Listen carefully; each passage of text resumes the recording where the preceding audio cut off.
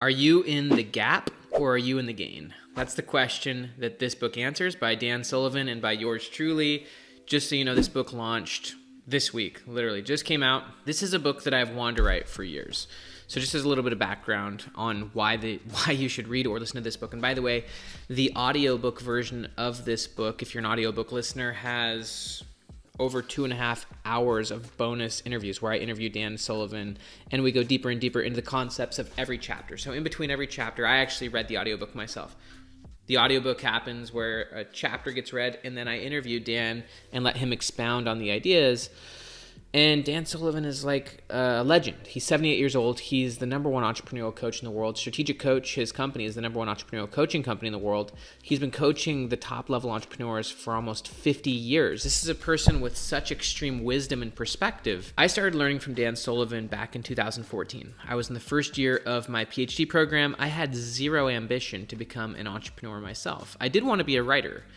And so the future self that I envisioned was that I was a writer.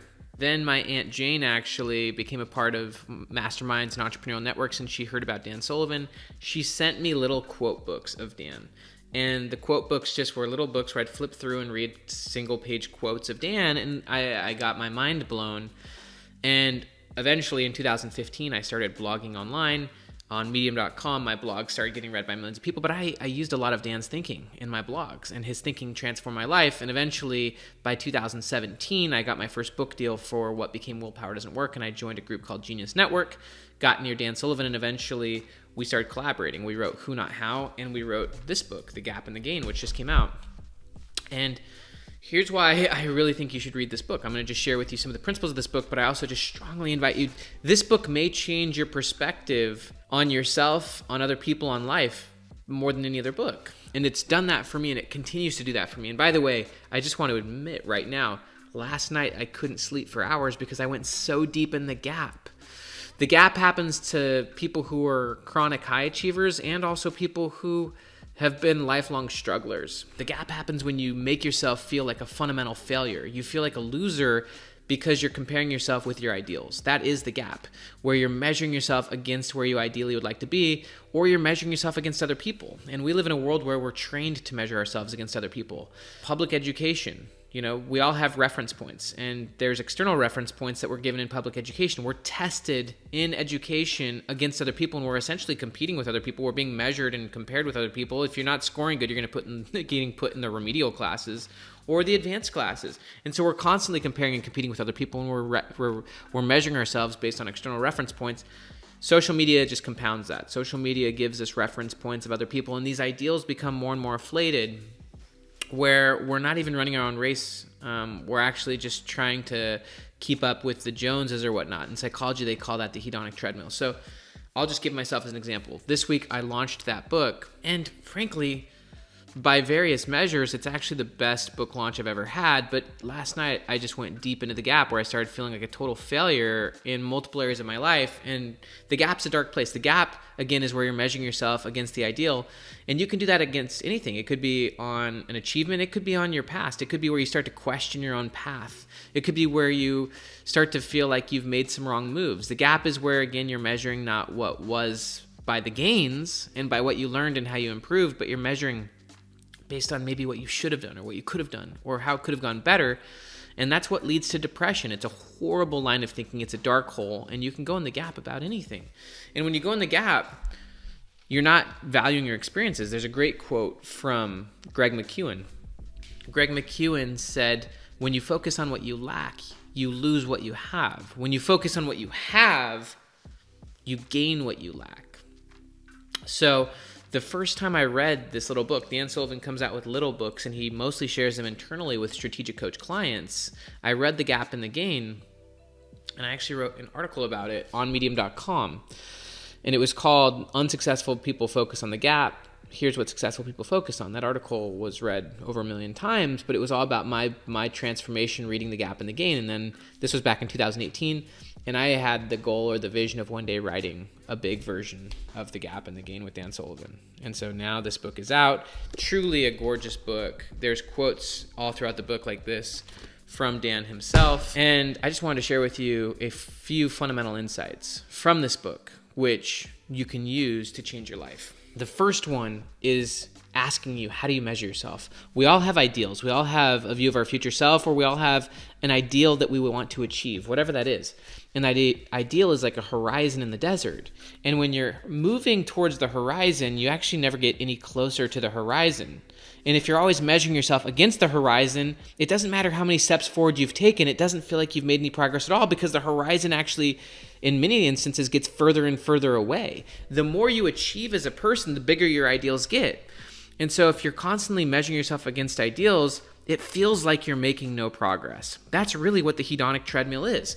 The hedonic treadmill is a concept in psychology where you're racing and racing and racing towards happiness, and you're making zero progress. And you overly adapt to everything you get, and you're not actually valuing or appreciating everything you've got. So instead of measuring yourself against ideals, the best thing you could do is measure yourself backwards against where you were before. Like literally. Measure yourself against what you were doing a year ago, or 3 years ago, or 5 years ago, and actually look at the steps forward you've taken. That's the only way you can actually measure your progress. There's one of my favorite quotes comes from the author Ernest Hemingway. He said that true nobility is not about being superior to other people. Instead, true nobility is about being superior to your former self. That's the only reference point that matters. That's the only starting point you ever really had. That's the only person to measure yourself against is your former self. So that's actually step one of being in the gain, is that rather than being in the gap and measuring yourself against unachievable ideals, and by the way, ideals are never achievable because they're immeasurable. They're your view of perfection. You can use ideals to create tangible goals, and then as you make progress towards those goals, you can measure yourself backwards and actually measure the progress you've made. But even on a daily basis, think about it. People give themselves like 10 items on their to-do list on a daily basis. And let's just say that you have 10 items on your to-do list, which I would never recommend. No more than 3. No more than 3. If you have more than 3 priorities, you have none. But let's just say you have 10 items on your to-do list and you knock out 6 of them. You're in the gap if you're measuring those 6 against the ideal of 10. And now you've just framed today as a negative. You've framed today as a failure, and you've framed today against its view of perfection.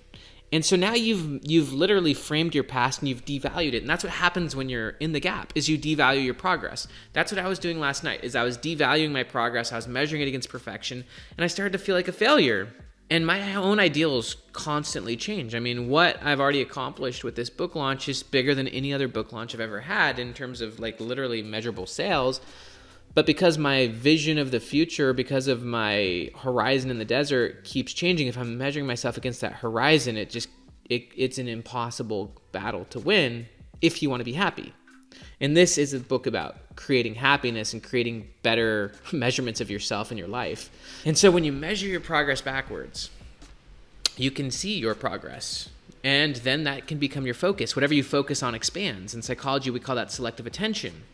And so you get to decide what you focus on. William James, the father of American psychology, said that there's millions of things going on around you, but you almost notice none of it. And what you do notice is what you choose to pay attention to. And that's one of the big lessons of life is that your life is what you choose to pay attention to.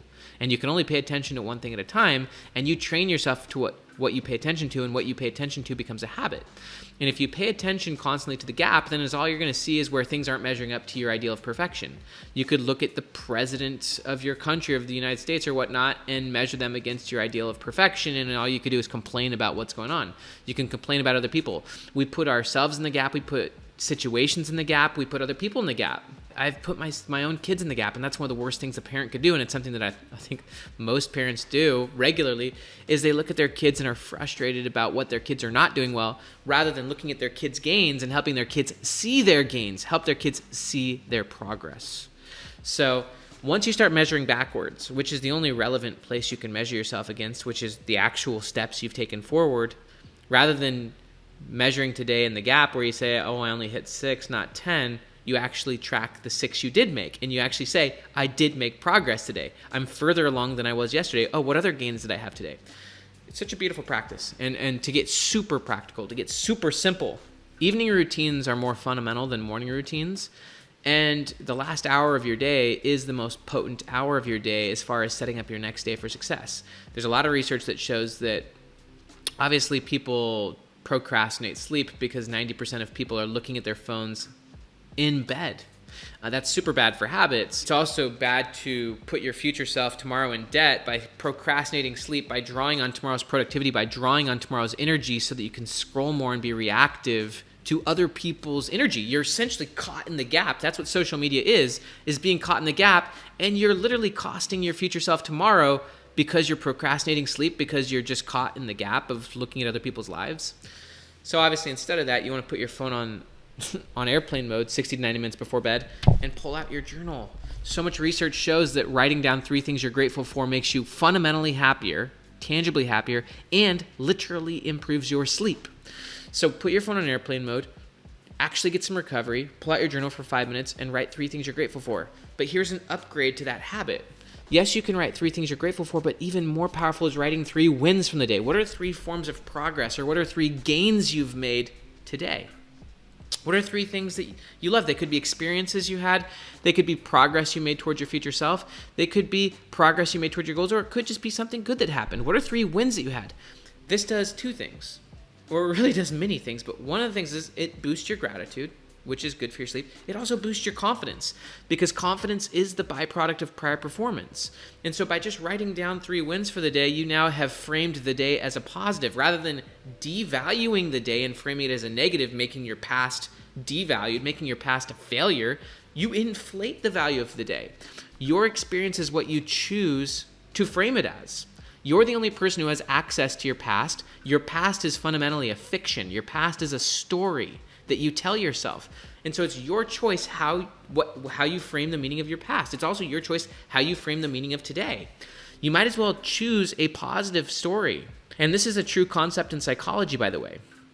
In psychology, in order to have a positive present, you need 2 things. You need a positive past, which is your choice in how you frame the meaning of it, and you need an exciting future. You need a compelling and an exciting future, and you need a positive past in order to have a decent present. And both of those are within your control. How you frame the meaning of your past experiences determines how good your past is. You're the only person who gets to shape the meaning and the story and the narrative of your past, and you get to do that on a daily basis too.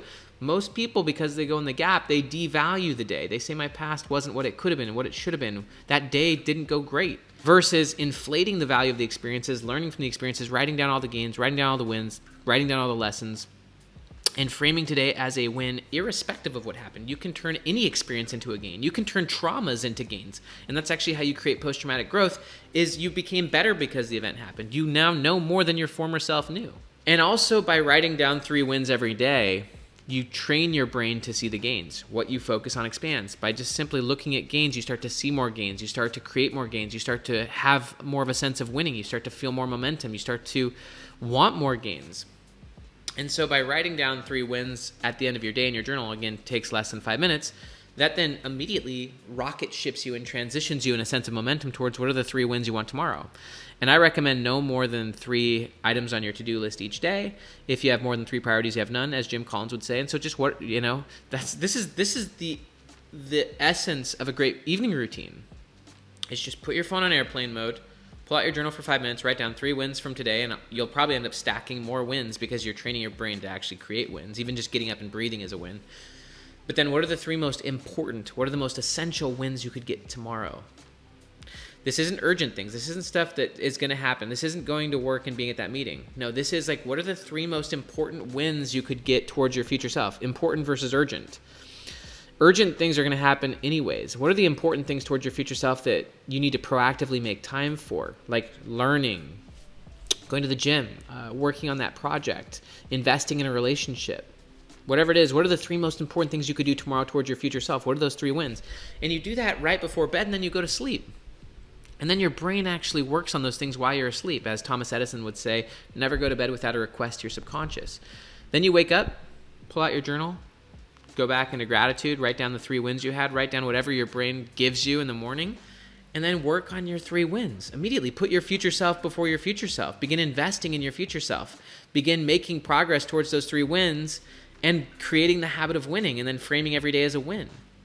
So This book will change your life, The Gap and the Gain. Either you live in the gap or you live in the gain. How you see anything is how you see everything. And most people are trained to be in the gap. They're trained to measure themselves against external reference points rather than trained to have an internally referencing system where you're only measuring yourself backwards.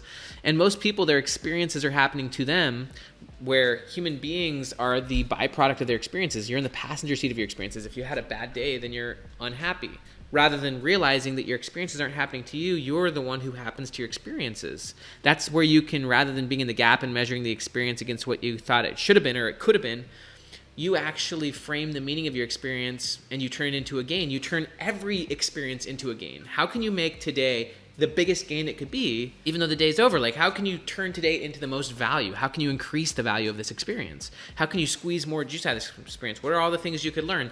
And ultimately, you want to frame your past as meaningfully and as positively as you can, because it's your past. Why would you want your past to plague you? You want your past to propel you. And so you get to choose the meaning of your experiences, and that's really how you continuously create a positive past. That's how you create post-traumatic growth. You can know that you've outgrown a trauma because you believe your current self, post-trauma, is fundamentally better off than your former self pre-trauma. You believe that because of that experience, you're better off. You now know things. You now have a greater sense of purpose, of meaning, of depth. You've gotten so much value out of the experience. A trauma occurs because you devalue the experience. You wish it hadn't happened. You avoid thinking about it, and you feel your current self is worse off because that experience happened. That's letting your experiences happen to you rather than seeing your experiences happening for you and choosing to frame the meaning of your experiences how you choose. So this book will teach you how to measure yourself correctly. It will teach you how to measure other people correctly, which is helping them see their own gains rather than measuring them in the gap. It'll also help you learn how to transform every experience, and I mean every experience, and every day into a gain and bigger and bigger and bigger gains. You get to increase the value of every experience you had, and the more gains you get from your experience, the more you will learn from your experiences. So this is fundamentally a measurement model, but it's also a learning model. The more you can gain from every experience, the better your current self will be versus your former self. And the bigger your future self will get because you're learning and transforming every experience into a gain. You're not worrying about what other people think. What other people think about your experiences matters zero. The only person whose opinion matters of your experience is you. You're the only person who gets to shape the meaning of your experience. You're the only person who gets to determine the value and the meaning of your experience. No one else has access to your experience. I don't have access to your experiences. I don't have access to your past. You don't have access to mine. It's yours. It's your property. You get to do whatever you want with it. So you get to decide. So that's The Gap and the Gain in a nutshell. Please grab a copy. It would mean a lot to me if you're watching this video, if you would please buy a copy of The Gap and the Gain. It's obviously a hardcover book, but if you want to grab the Audible or the audio version, there's 2.5 extra hours where I interviewed Dan personally, the legend entrepreneurial coach, and you can tap into his wisdom. This book will change how you see yourself. It'll change how you measure your progress. It'll change how you measure your life. It'll change how you set your goals. It'll change how you measure other people. It'll help you have an internal referencing system where you stop worrying about what other people are doing. You stop having FOMO. You stop measuring yourself against ideals. And then you can just start running your own race, living your own life, enjoying your own progress, creating your own meanings, creating your own wins, and actually becoming a unique individual. You become a unique individual because you're no longer playing in other people's games and worrying about what other people think about your game. And you start just playing your own game. And then you become a unique, powerful individual, and you start squeezing more juice out of your life, and you start transforming 10x every year. You can make insane gains when you're living in the gain. When you're living in the gap, it really doesn't matter how much progress you make. You feel like a loser. So it's up to you, gap or gain. My name is Dr. Benjamin Hardy. If you like this video, please give it a thumbs up. Please subscribe to the channel. And please go grab The Gap and the Gain. Have an amazing day.